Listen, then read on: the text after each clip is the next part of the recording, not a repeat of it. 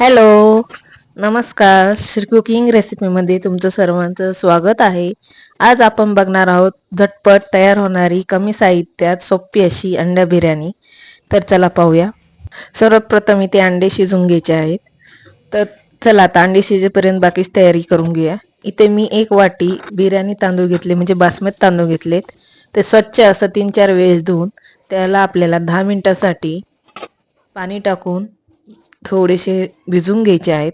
तोपर्यंत आपण इकडे तांदूळ शिजण्यासाठी एक कढईमध्ये किंवा एका भांड्यात आपल्याला तांदूळ व्यवस्थित शिजले जातील किंवा भात व्यवस्थित तयार होईल मोकळा सुटसुटीत, त्यासाठी आपल्याला पाणी भरपूर असं घ्यायचंय. 1 वाटी तांदूळ घेतले, त्यासाठी 5 ते 6 वाट्या आपल्याला इथं पाणी घ्यायचंय. ते आपल्याला कडकडीत असं गरम करायचे. त्याला उकळी आल्यानंतर त्यामध्ये आपल्याला काही खडे मसाले, 1 चमचा तूप किंवा तेल, चवीनुसार मीठ टाकून घ्यायचंय आणि ह्याला आपल्याला चांगली अशी उकळी येऊन द्यायची. त्यानंतर आपण जे रेससाठी तांदूळ ठेवले ते पाणी टाकून ते तांदूळ आपल्याला त्यातलं पाणी काढून व्यवस्थित असं यामध्ये शिजून घ्यायचे.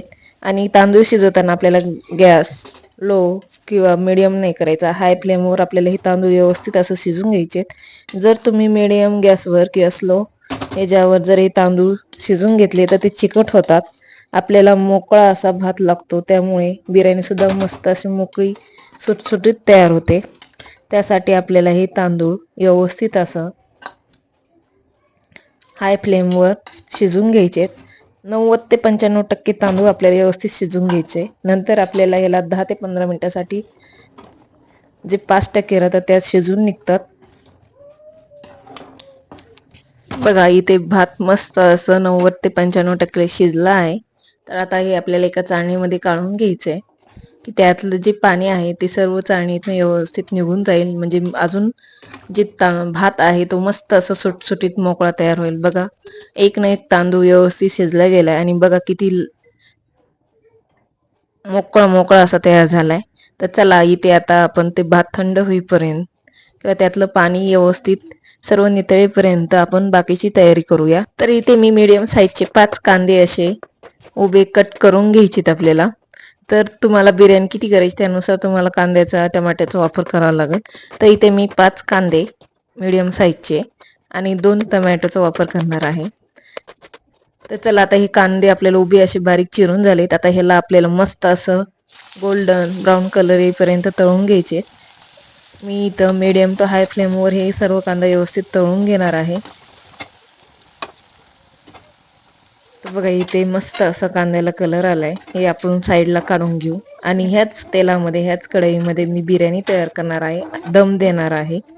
तर आता इथे मी जे आपण अंडे किंवा ते शिजून घेतले ते आपल्याला ह्यामध्येच थोडेसे फ्राय करून घ्यायचेत.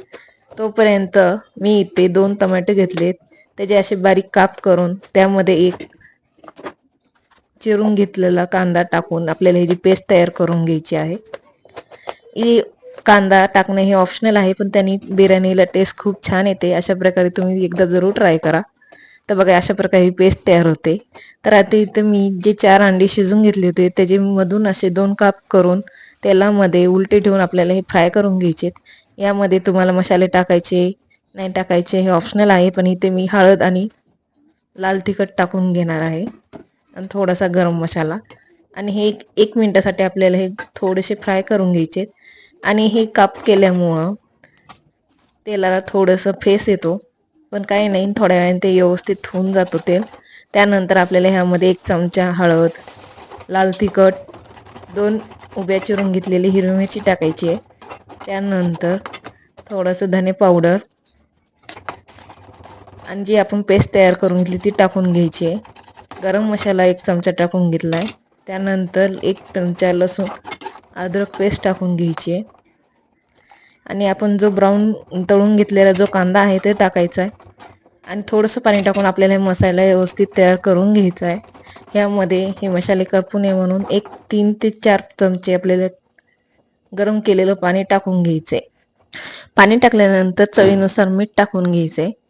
त्यानंतर यामध्ये आपण जो तळून घेतलेला फ्राय केलेले अंडे होते ते टाकून घ्यायचे. त्यानंतर यामध्ये आपण तळून घेतलेला कांदा, बारीक चिरलेली कोथिंबीर टाकून घ्यायची.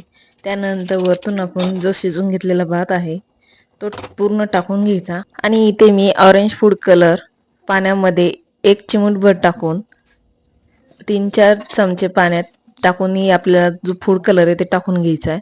त्यानंतर त्यावरून बारीक चिरलेले आपण तळून घेतलेला जो कांदा ते टाकून घ्यायचा आहे. थोडासा बिर्याणी मसाला टाकून घ्यायचा आहे आणि बारीक चिरलेली कोथिंबीर. इथं पुदिन्याची टेस्ट आवडत नाही म्हणून मी टाकले नाहीत. तुम्हाला आवडत असेल तर तुम्ही इथं बारीक चिरून पुदिन्याची पानं टाकू शकतात. आणि 1 ते 10 ते 15 मिनिटासाठी आपल्याला स्लो गॅसवर याला दम देऊन घ्यायचा आहे. बघा मस्त असं कलर आलाय. मस्त अशी आपली मोकळी सुटसुटीत अशी बिर्याणी तयार झाली.